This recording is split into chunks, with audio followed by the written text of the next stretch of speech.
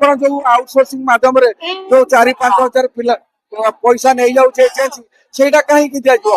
ଆମେ ସରକାରଙ୍କ ପାଖରେ କାମ କରୁଛୁ ସେ ପଇସାଟା ଡାଇରେକ୍ଟ ଆମକୁ ପେମେଣ୍ଟ କରୁନାହାନ୍ତି ଆମେ ସେଇଟା ଚାହୁଁଛୁ ଆମ କୌଣସି ଦଲାଲି ଥ୍ରୁରେ ଆମେ ରହିବୁନି ଆମେ ଡାଇରେକ୍ଟ ଆମକୁ ସରକାର ପେମେଣ୍ଟ କରନ୍ତୁ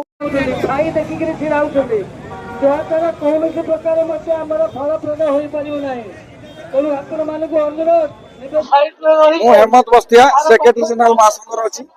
ଆମେ ଆଜି 3ଟି ଦଫା ଦାବି ନେଇକରି ରାଜରାସ୍ତାକୁ ଓହ୍ଲେଇଛୁ गत मार्च मसरे आमर 3 जो दफा दाबी करूँ माननीय मंत्री 3 जन कैबिनेट मिनिस्टर थे 5 जन एमएलए को नहीं विधायक को लेकर गोटे कमिटी होता आमर सरकारी दल 2 जन विधायक बाबू सिंह आमको बुझाबुझी कर कहले आपंकर 53 नंबर प्रकोष्ठ में काली मीटिंग रखाई आप सब दाबी पूरण करें जाकर आलोचना कलु कहले आम मस भितर आप आलोचना कर मुख्यमंत्री पाखक नबू किंतु एपर्यंत वर्ष बीतीगला आमर कौन सरकार सहित आलोचना हो पारा ना से आम बाध्य राजरास्ता को ओह्लैलु आम भी एत जल्दी आम राजरास्ता को ओह्लैबार नथिबा किंतु बाध्य ओह्लैबार कारण हूँ आपण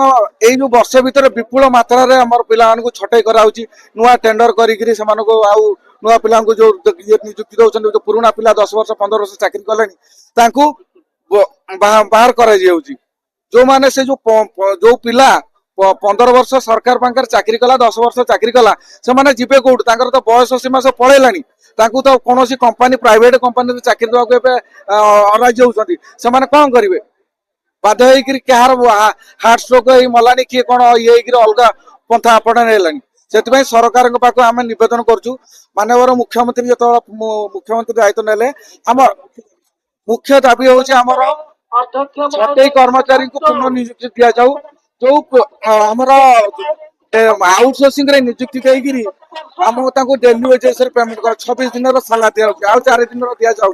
आम चाहूँ से समानता दि जाऊ जो आउटसोर्सिंग कर्मचारी जो पाँच मैटरनिटी लिव सीएलपीएल जो पाँच जो फाइनेंशियल रूल अनुसार पेमेंट कराऊँ से अनुसार जाऊ तृतीय दाबी है आमको स्थायी नियुक्ति कराऊ आम कहून सरकार को एकाथर समस्त स्थायी नियुक्ति कराऊ आम चाहूँ जे आप गोटे कर्तव्य डिक्लेयर करूँ एतिक वर्ष जो मान पूरण है इन्श्योरेंस को नहीं जाऊँ और धीरे धीरे जो मान से वर्ष कम्प्लीट करेंगे आम इन्श्योरेंस को नबू एतिक आप भावतु आमर बेसी नहीं 4-5 हजार पिला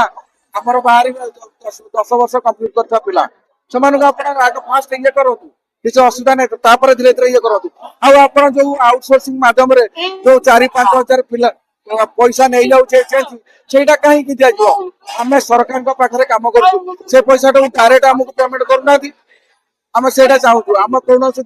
ଦଲାଲି ଥ୍ରୁରେ ଆମେ ରହିବୁନି ଆମେ ଡାଇରେକ୍ଟ ଆମକୁ ସରକାର ପେମେଣ୍ଟ କରନ୍ତୁ ଆମେ ସରକାରଙ୍କର କାମ କରୁଛୁ ଆମେ ସରକାର ଏଇ ଓଡ଼ିଶା ସରକାର ପିଲା ଆମେ ବି ଆମେ ଯଦି ସାଲାରୀ ପାଉଛୁ ଆମେ ଓଡ଼ିଶାର ଜନସାଧାରଣ ସଶକ୍ତ ହେବେ